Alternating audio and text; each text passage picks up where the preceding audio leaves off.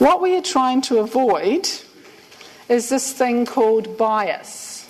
Now, bias is a word that gets misused a lot.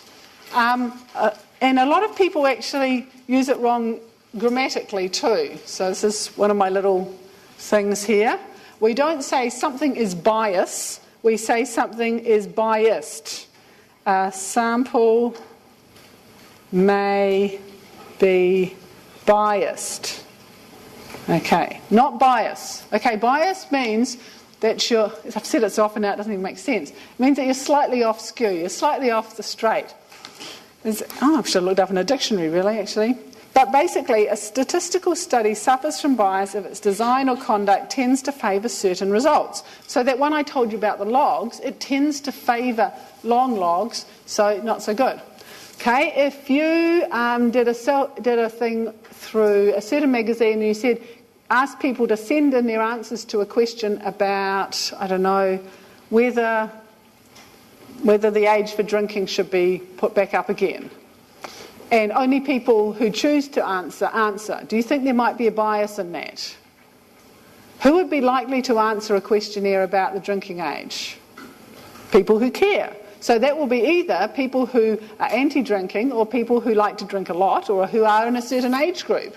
Older people may not care, so you don't know if that sample is biased or not. Well, it probably is, actually. So it's really, really difficult to avoid. Basically, bias occurs, and pretending that it doesn't is in fact naive. And one of the things that people think is that facts are hard. That, facts are things that don't change, but in fact most statistical results are in fact affected by the bias of the people who wrote it, of the people who paid for it, of the people that they're reporting to, the people they want to get paid for by next time. Medical results are often biased in favour of the company that's paying for the work. Okay, so it can occur in the wording of the questions. So if I say, do you think marijuana should be legalised? No, should be decriminalised. Okay, part of the time you don't even know what decriminalised is, and criminal doesn't sound very good, so you say yes, and maybe don't even know what it is. And if you say, is it a good idea to viciously beat your children? Okay, most people will say no. If you say, is it okay to give your child a gentle little tap on the bottom when they've been a little bit naughty, then people will say it. And you could ask that same two questions and report them as giving the same thing, but you have biased them by the way you have said it. Order of questions is important too. They found that in a questionnaire, if you ask somebody something like, they did this to do with the Exxon Valdez. The Exxon Valdez was this big ecological disaster where oil spilt all over the place. I think it was in Alaska. And they did some questionnaires, and in one of them they asked questions about the Exxon Valdez, and then they asked questions about the environment and pollution and stuff like that. And then in another set of questionnaires, they did it in the opposite order. They asked about the pollution and things like that. Then they asked about the Exxon Valdez. And it made a difference what order they came in, because people who had been reminded about the disaster were more aware of ecological issues because of what they just read. And so people are quite susceptible to ideas, and you can put them in your head earlier in the questionnaire and then get them back from them later on in the questionnaire. So I guess you can do that on purpose if you want to. The type of sample we just talked about, some of those are much more prone to bias than others. The method of data collection, so whether we use a phone, an internet, a mail-in or person-to-person, all of those things will be biased towards or away from different groups. If I did an internet-only survey of old people's attitudes to exercise, do you think I would get an unbiased sample? Probably not.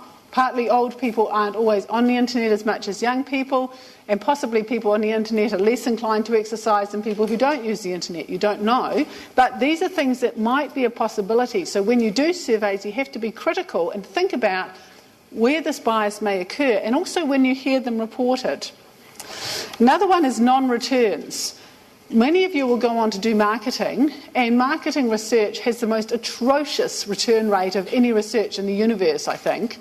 I think if they get 10% response rate, they think that's really, really good. Now, I've worked in education research, and you get pretty much 100% response rate. Because you've got a whole classroom of kids, you ask them the questions, they answer it, and you've got it. Nobody says, oh, I don't want to answer this. And so you've got 100% response rate. So your data is much more valid than in marketing, where only people who really could be bothered licking the stamp or talking at 6 o'clock in the evening when the dinner was being cooked and things like that actually give the answer. Have any of you ever tried to do those big, thick booklets of questionnaires that you get from Colma Brunton or whoever it is? Yeah, what was it like, Anna? Really horrible, but I won a TV out of it. You won a TV? Look at that! Somebody won a TV. Very good. It was horrible. It's like about the thickness of a Listener magazine, isn't it? It's just insane, and you've got a week to do it in, and they ask you everything you can possibly think of. My son got one, and of course he didn't finish it. I mean, what a joke.